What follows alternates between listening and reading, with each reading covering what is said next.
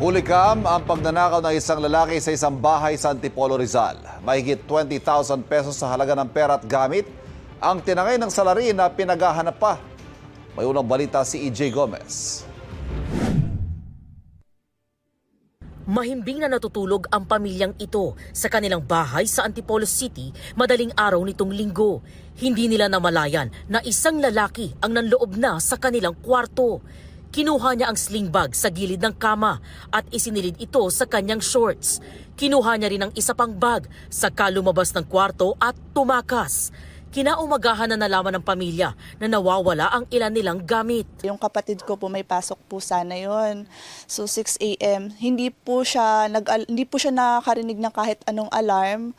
Kasi nga po, nawawala na yung phone niya. Ginising din po ako nung asawa ko, may pasok naman siya ng 9 a.m. So ngayon ang sabi po nila sa akin, nawawala yung cellphone nila tsaka yung wallet.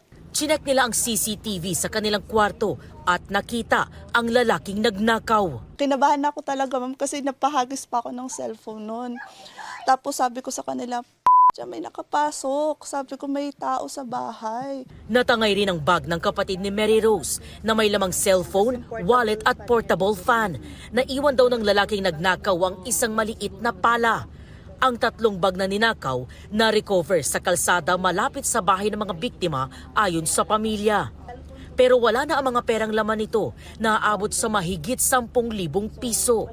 Ang wallet ng kapatid ni Mary Rose, ibinalik naman daw ng isang nangangalakal ng basura sa kanilang lugar. Wala na rin daw ang perang pambaon sana sa eskwela, tanging mga ID na lang ang natira. Sumatotal, nasa mahigit 20,000 pisong halaga ng pera at gamit ang natangay.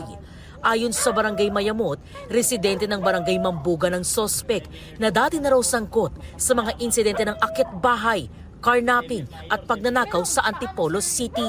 Nakita siya sa CCTV, sumuko na lang siya para hindi na siya ma-hotlist sa mga kapulisan namin. Viral na siya, kaya hinahanap na talaga siya ng kapulisan. Patuloy na hinahanap ng mga otoridad ang salarin na mahaharap sa reklamong theft.